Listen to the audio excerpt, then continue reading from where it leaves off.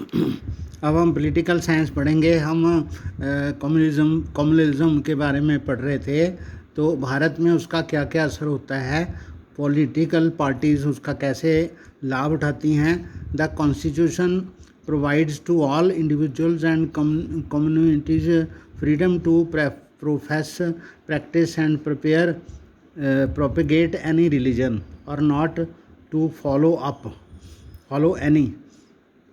यानी कि जो हमारा संविधान है वो हमारे देश के लोगों को किसी भी धर्म की प्रैक्टिस करने से, उसका सोचने से, उसकी थिंकिंग करने से और उसको फैलाने के लिए आज्ञा देता है। मतलब उसको आज़ादी है कि किसी भी धर्म पर वो चले, और नॉट टू फॉलो एनी, और ये भी उनको अनुमति है कि वो चाहे कोई धर्म ना माने।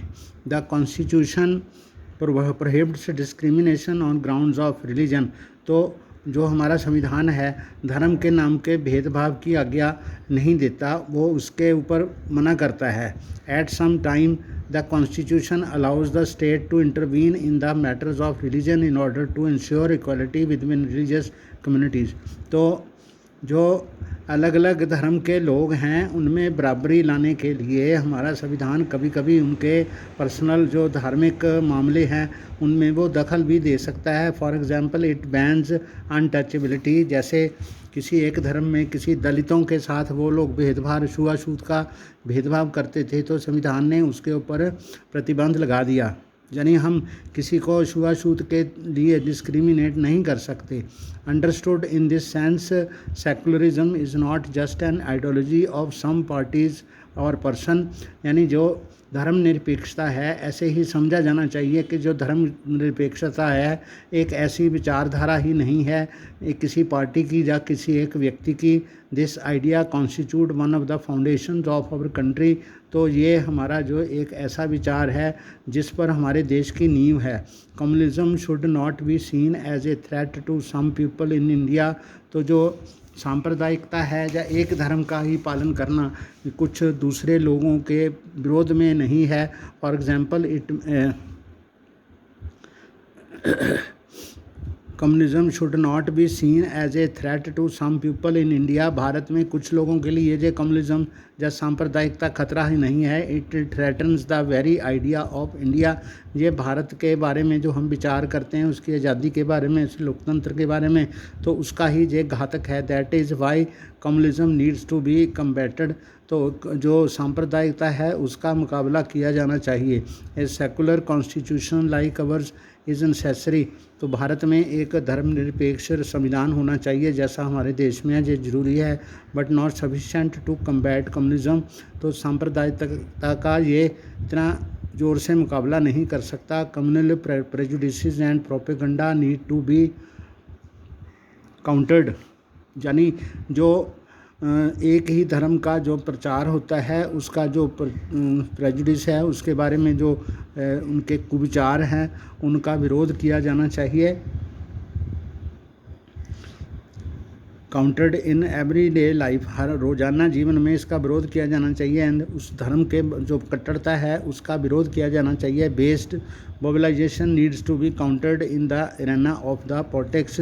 तो राजनीति के क्षेत्र में इसका विरोध किया जाना चाहिए।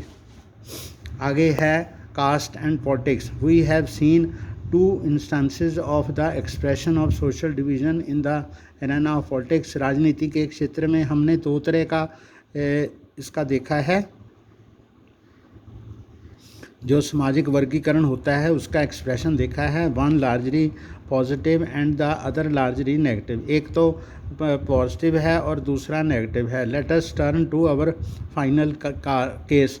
तो अपने अंतिम केस के बारे में हम देखते हैं। That of caste and politics, जाति और राजनीति के बारे में। That has both positive and the negative aspect. इसका धनात्मक पक्ष भी है और ऋणात्मक पक्ष भी है। Cast inequalities. कास्ट के नाम पर जो असमताएं होती हैं। Unlike gender and religion caste division is special in India. तो भारत में कास्ट के रूप में, जाति के रूप में जो भेदभाव होता है वो भी लिंग और धर्म के अनुसार ही है। All societies have some kind of social equality. तो कुछ हर एक जो जितनी भी जातियां हैं, जितने भी समाज हैं, वहाँ पर सामाजिक बुराइयां हैं। And some form of division of labour, वहाँ पर उन लोगों का डिवीज़न है। In most societies occupations are passed on from one generation to another. तो हमारे देश में ऐसा होता था कि एक जाति जो काम करती है वही उसकी नेक्स्ट आने वाली जो जनरेशन्स हैं वो भी वही काम करती हैं। Cast system is an extreme form of this. तो जो जाति प्रथा है वही इसका दुरूह उदाहरण है। What makes it different from other societies is that in this system heredity occupational division was sanctioned by rituals. तो ये जो धार्मिक लोगों के द्वारा ये जो जाति प्रथा थी जो वंशधर आती गई, तो उसको उनका बढ़ावा मिला। Members of the same caste group were suppose to form a social community. तो एक ही जाति के जो लोग थे उनका एक अलग समाज बना दिया गया। दैट प्रैक्टिस द सेम और सिमिलर ऑक्यूपेशन, जिनका एक जैसा काम था। Married with in the caste group, उनको कहा गया कि आपने शादी भी इसी ग्रुप में करनी है। And did not eat with members from other caste group, दूसरे जाति के लोगों के साथ आपने कोई व्यवहार भी नहीं रखना, उनके साथ दोस्ती भी नहीं रखनी, उनके साथ खाना भी नहीं खाना। Caste system was based on exclusion of the discrimination against the outcast groups. तो एक कास्ट सिस्टम में ये है कि दूसरी जाति के लोगों के साथ वहाँ पर डिस्क्रिमिनेशन या भेदभाव किया जाता है। They were subjected to the inhuman practices of untouchability. तो कुछ निचली जातियों के साथ छुआछूत का और ऐसे अमानवीय प्रैक्टिसेस के साथ उनका संबंध जोड़ दिया गया। About which you have studied in class 9th में आपने इसके बारे में पढ़ा है। That is why political leaders and social reformers like Jyotiba Phule, Gandhi ji, B.R. Ambedkar and Periyar Ramaswamy, ऐसे लोग जो थे, डॉक्टर अम्बेडकर जैसे, महात्मा गांधी जैसे, ज्योतिबा फूले जैसे और परियार जैसे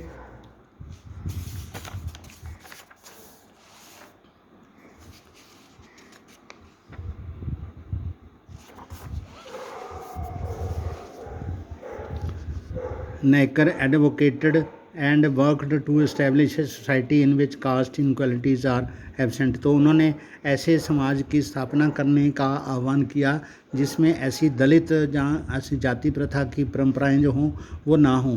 partly due to their efforts and partly due to other socio economic changes, caste and caste system is modern India have undergone great changes. तो भारत में ये जाति प्रथा का अब सारा पूरा का पूरा स्वरूप जो है वो बदल गया है। विद इकोनॉमिक डेवलपमेंट, आर्थिक उन्नति की वजह से, लार्ज स्केल अर्बनाइजेशन और काफ़ी मात्रा में जो शहरीकरण हो गया, ग्रोथ ऑफ लिटरेसी और जो शिक्षा बढ़ी एंड एजुकेशन बढ़ी, occupational stability, mobility and the weakening of the position of the landlords in the village. गांव में जो बड़े जमींदार हैं उनकी जो शक्ति है वो भी कम हो गई। The old notions of caste hierarchy are breaking. तो भारत में जो जाति प्रथा के जो उत्तराधिकारी के रूप में वही काम करने की प्रथा थी वो टूट रही है। Now most of the times in urban areas it does not matter much who is walking along next to us. तो अब हमें कोई फ़र्क नहीं पड़ता कि हमारे आसपास कौन सी जाति के लोग जो हैं वो हैं, आपके साथ में कौन जा रहा है गली में, eating at the next table, साथ के मेज में कौन क्या खा रहा है रेस्टोरेंट में। The constitution of India prohibits any caste based discrimination. तो हमारा जो संविधान है जाति के नाम पर किसी के साथ कोई भेदभाव करने से मनाही है। And laid the foundation of policies to reverse the injustice of caste system. तो जाति प्रथा के नाम पर जो अन्याय था उसको संविधान ने रोका है। If a person who lived a century ago were to return to India, अगर 100 साल पहले का कोई व्यक्ति भारत में वापस आएगा, she should be greatly surprise to the change that has come almost in the country. तो भारत में जो पूरा बदलाव हुआ है तो उसको देखकर वो चकित रह जाएगा। You yet caste has not disappeared from contemporary India. तो देहात में जो भारत है उसमें जाति प्रथा पूरी तरह से लुप्त नहीं हुई। Some of the older aspects of caste have persisted, अभी भी जाति के नाम पर अभी कुछ ना कुछ भेदभाव अभी भी बाकी हैं। Even now most people marry within their own caste और ट्राइब, तो अभी भी कुछ लोग जो हैं जाति के अपने जाति के हिसाब से शादी करते हैं। जैसे अखबार में अपनी तरफ से जोड़ता हूँ, अखबार में जो विज्ञापन आता है उसमें वो लोग वही कन्या को, अपनी जाति की कन्या को की ही डिमांड करते हैं, दूसरी जाति की कन्या की अवहेलना करते हैं। Untouchability has not ended completely, जो छुआछूत की है वो भी पूरी तरह से ख़त्म नहीं हुई। डिस्पाइट कॉन्स्टिट्यूशनल प्रोहिबिशन, जबकि संविधान में इस बात की बिल्कुल पूरी मनाही है। Effects of centuries of advantages and disadvantage continue to be felt today, तो जो सदियों का जो भेदभाव है या उसके लाभ जो हैं या उनकी हानियां हैं वो भी चल रही हैं। The caste groups that had access to education under the old system have done very well in acquiring modern education as well, तो जो कास्ट ग्रुप से निचली जाति के थे उन्होंने भी आज की आधुनिक शिक्षा को ग्रहण कर लिया है। Those groups that did not have access to education और were prohibited from acquiring it have naturally lagged behind, तो जिन लोगों को शिक्षा से अवहेलना की जाती थी पहले, वो लोग ख़ास तौर पर पीछे इसीलिए पीछे रह गए। That is why there is a disproportionately large presence of upper caste, तो ऊंची जाति के बहुत सारे लोग हैं among the urban middle classes in our country, तो जो शहरी क्षेत्र में काफ़ी सारे लोग जो हैं वो इसमें हैं। Caste continues to be closely linked to economic status, तो जो कास्ट है उसकी वजह से